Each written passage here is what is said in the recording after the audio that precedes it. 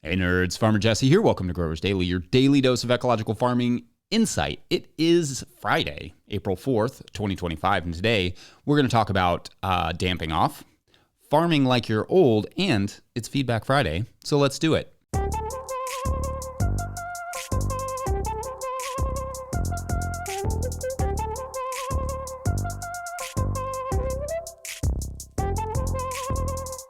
All right, well, happiest of Fridays to everyone.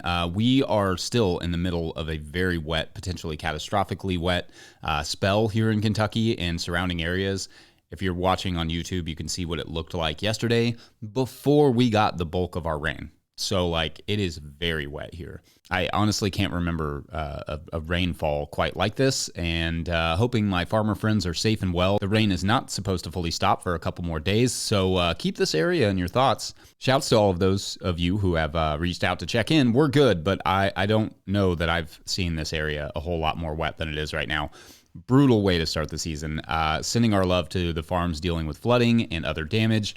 Hoping for a swift recovery for everyone. Okay, so it's Friday, which means Feedback Friday, where we explore what you all were saying about this week's topics. On Monday, we discussed retirement, and I'm actually going to save a lot of that part of the conversation for the end of this episode, but we also discussed different ways to passively manage greenhouse heating, and I liked this from @MKY8353, who wrote, quote, "I've been doing compost heating for my greenhouse the past 2 seasons.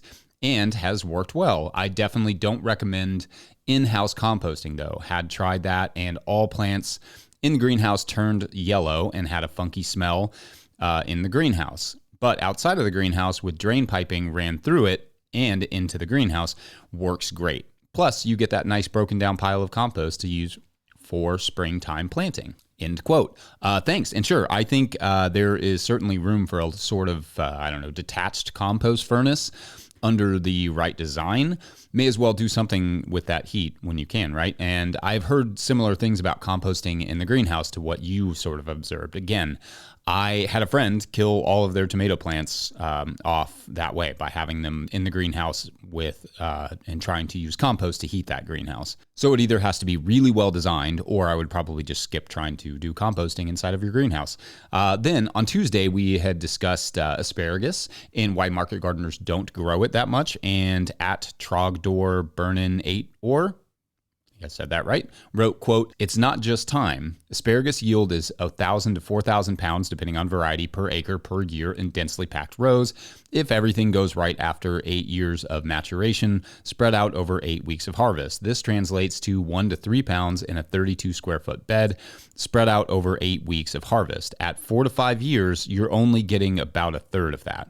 This is a great big nothing, especially for a low-calorie crop. An appreciable amount of asparagus in your diet demands you plant an entire hedgerow of the stuff dedicated to that crop, thoroughly weeded for years and years. Compare that to the Aldi price of $2 a pound. You also can't even eat more than 2/3 of that, the rest being woody stem."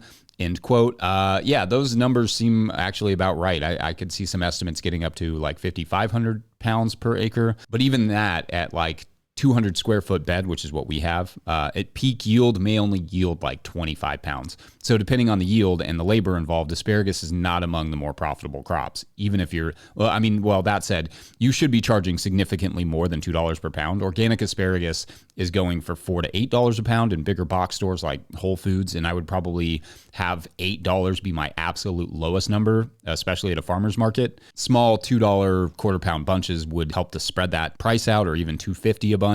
But even then, considering it a profitable enough crop to take up that amount of space, it's a tough sell.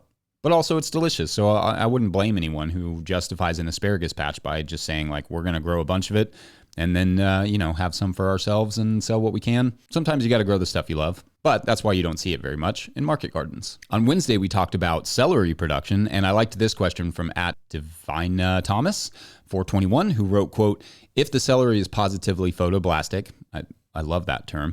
"If the celery is positively photoblastic, how does it germinate if it is pelleted and the light can't get to it? Thanks." End quote. Good and interesting question. So celery takes at least a couple weeks to germinate, and the clay coating is usually gone in a week or so. So I suppose that's kind of how it works, but I had honestly never really thought about it. I do get just as good a germination though with pelleted versus non-pelleted. So for whatever reason, the coating is not anti-positively photoblastic. So yeah, also liked this from at Caleb Reedman 5056, who asked, quote, I would love to know how you keep your celery looking fresh at market. I find it wilts fast in the heat and then looks horrible. Any tips, tricks, end quote. So yeah, celery bunches are not the easiest thing to keep looking fresh. Similar to chard and kale bunches, we like a big pile on the table in the shade. Make sure it's shaded. If it's in the sun, that's a problem. But a big pile on the table to kind of hold the coolness in, just like that mass from the cooler. And then we will swap the ones on top with the ones from the middle of that pile, or we'll just bring it directly out of the cooler, like the small coolers that we bring to market with us that have ice packs in them. We will also mist them often with a mister to keep the stalks looking as fresh as possible throughout the day. Regular, near constant stocking and restocking from the cooler makes a huge difference in how stuff looks on your table. Being at market is just absolute all the time work. It's never just set it up and sit and sell it all. You have to just constantly be moving stuff in and out of your coolers and keeping it looking fresh. Also, Trish3580 asked if it was too late to start celery, and generally no. But if you're in a colder climate, you would probably at this point want to plan to grow it inside of a high tunnel or something, just to make sure that you get the most amount of yield out of it as possible, or look for one with a smaller data maturity. But for most of us in North America, it's not too late. You can still grow your celery. Then yesterday we talked about old manures, and you all got to meet our new editor, Mike, for the first time, who I should say got here from Utah this week and walked immediately into a week of tornado warnings and floods as a warm welcome to the bluegrass state. So that's fun. But I thought this was helpful from at William Brown 9341, who wrote, quote, Hi, Mike. If you read me, it seems that a decent part of the horse dung could be close to the initial stage, meaning has dried early and or without a moist pile phase. Your material does not look like a paddocked one where the horses stomp and pee on it. I bet that you could get that pile through a heating process. To get it moist would be a key, but dry dung is not easy to wet. I use the jet mode on the hose end sprayer to unpack the fibers of the dung. It is just that this method is kind of a take it easy, long time job, end quote. Yeah, getting old manure wet can definitely be a chore, and the photos of Mike's manure look more dry than I imagined them, I guess.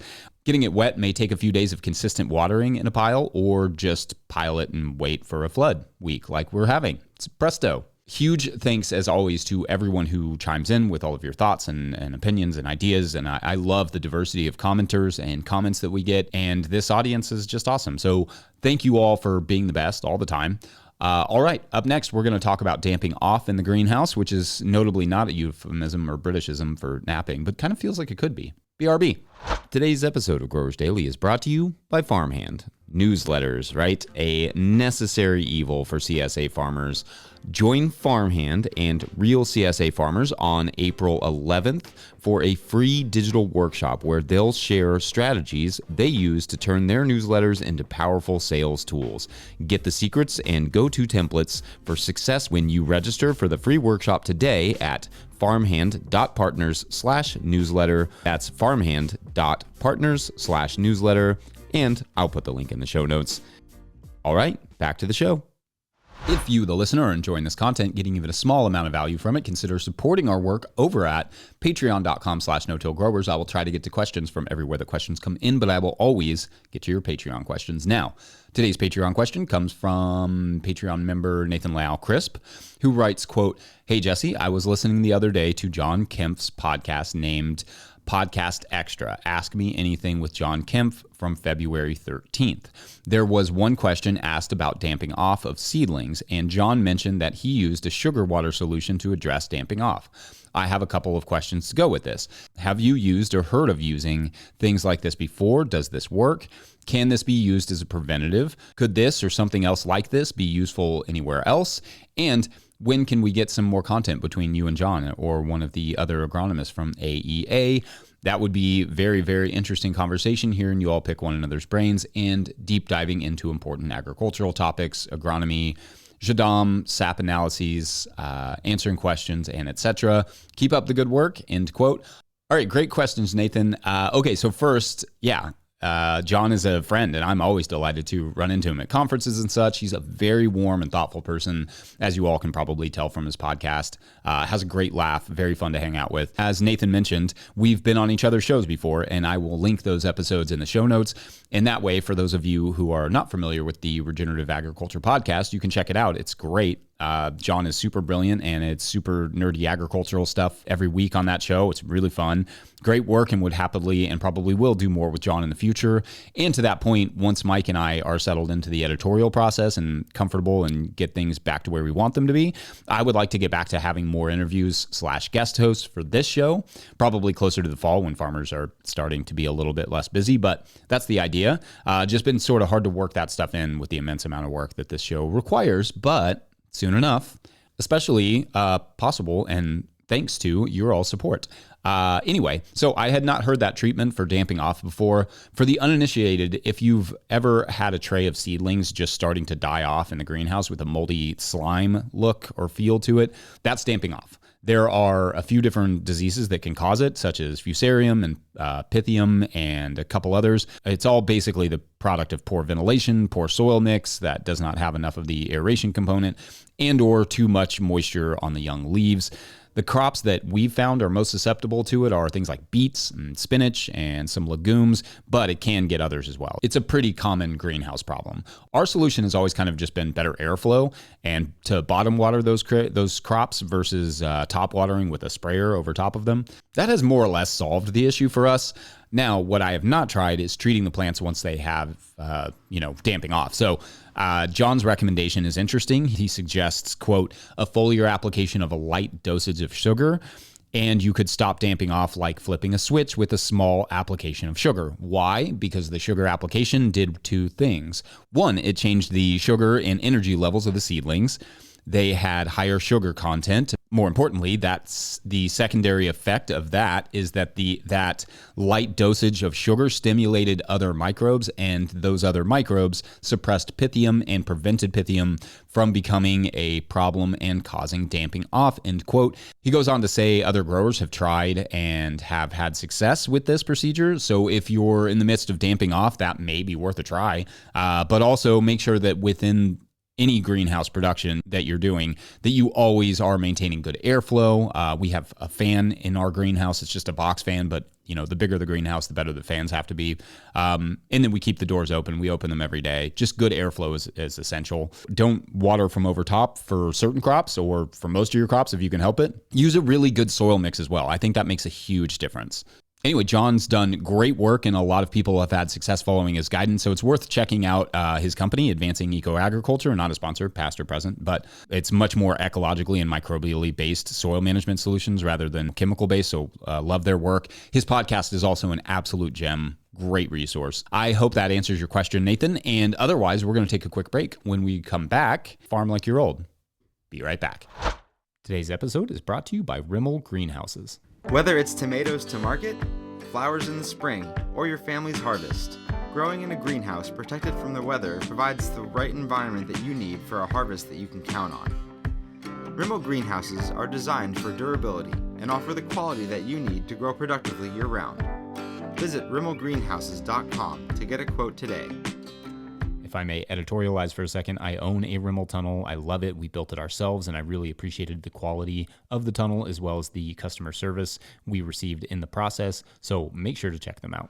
Okay, so with this last segment, I wanted to share some of the themes from various comments we got on the retirement segment from Monday, and just share some general thoughts on farming now, like mobility and strength are already a little harder on you. Basically, give you some advice I refused to hear early on.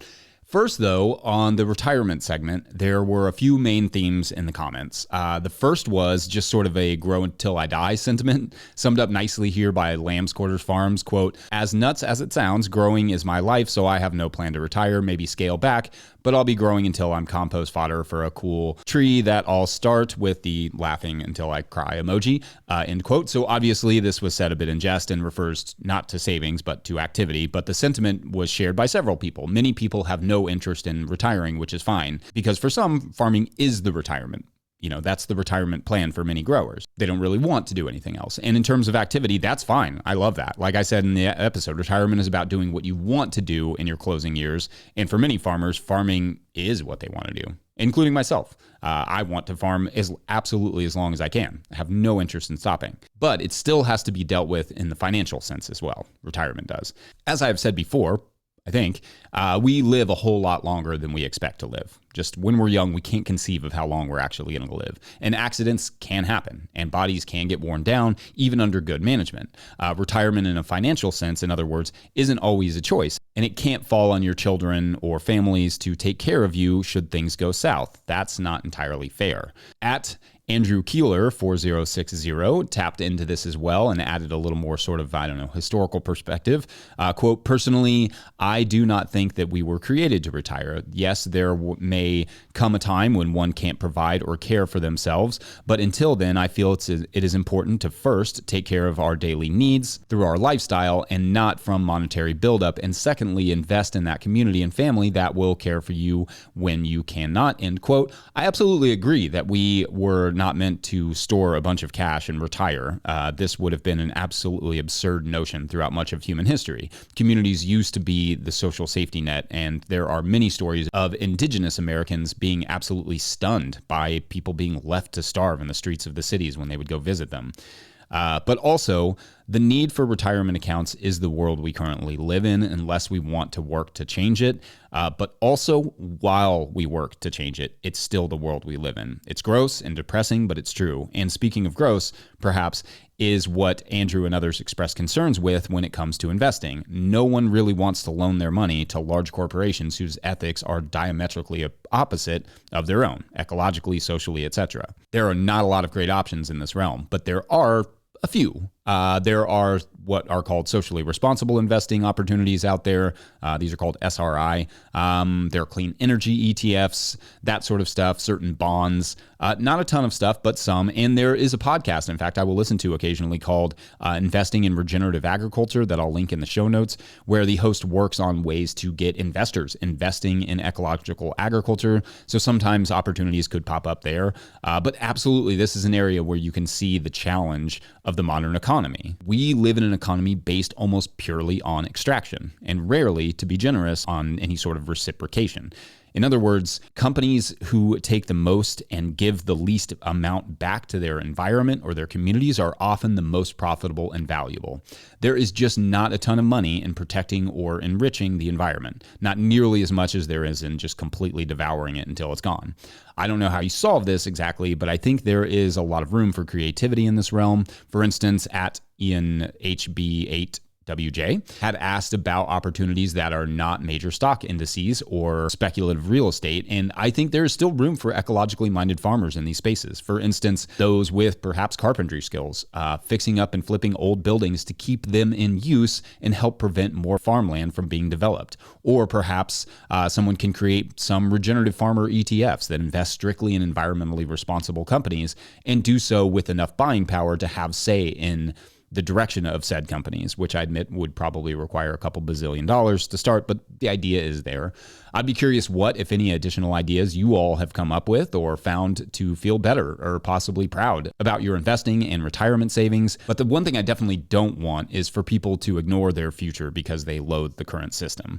Like at Bruce Glider wrote, quote, "I've worked in the financial services industry for 38 years and I've been predicting a wave of senior poverty in the US. It's going to be heartbreaking and cause lots of social upheaval," end quote. I don't know what's going to happen, but I don't feel good about the future. It feels a little bleak in that way. And I just hope that I can help farmers respect that eventuality enough to, at very least, start taking it seriously. Maybe it won't just lead to better social safety nets for ourselves, but a change to the system where our retirement funds also help fund a better future, because that would be cool. Because I believe you can be idealistic and work for change while also being cautious and financially responsible at the same time. Those things do not have to be mutually exclusive. As for preparing for a less mobile time as a farmer, this is something I think about increasingly, and it really should permeate every system you design. And I think the easiest way to do that is to ask ourselves, could I do this if my knees were bad? Presumably from all the awesome skateboarding and soccer you did as a youth. Or Is this a system I could easily teach someone else to do without too much trouble?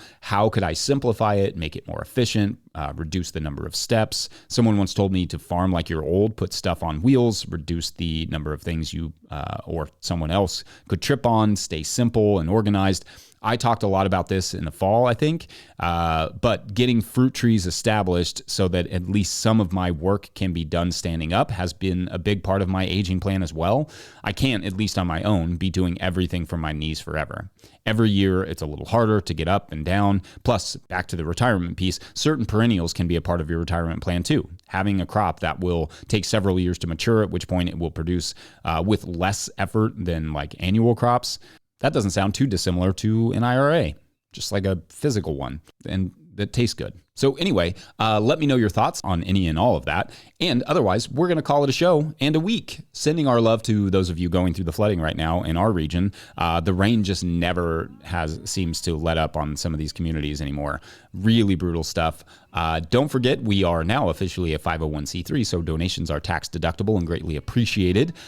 Please make sure to like and subscribe and or follow wherever you're getting this podcast. That is an easy way to help us out. Enormous thank you to all of our show sponsors. Huge shouts to Willie Breeding for the theme music, Mike Hilbert for the production help and editing, and the team at No-Till Growers. Also, shouts to Epidemic Sound for the background music that you can hear.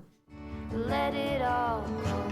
Pick up a copy of the Living Soil Handbook or the Seed Farmer at no-tillgrowers.com to support our work. Big thank you to everyone over at patreon.com/no-tillgrowers, where at a certain level, or if you just bump up from one level to another, or you sign up in the month of April, you get a big shout out on the show. So big shout outs today to Alex and Oliver, Stacy Moorman, Bill King, Chris Yates, so our weeklies, Dawn, and Loke Nielsen.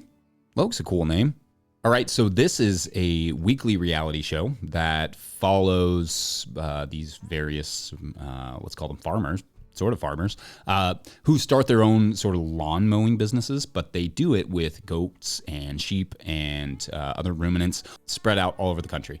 And one of the things that's interesting is they sort of just catalog the sort of challenges and rewards of, people paying them to do their yard maintenance with ruminants. And it's called The Lamb Mowers. I binged it. It was great. Very inspiring. Yeah, lots of challenges that come along with keeping goats in a single yard. Anyway, you all have a great week. Thanks for watching and or listening. We will see you on Monday. Bye.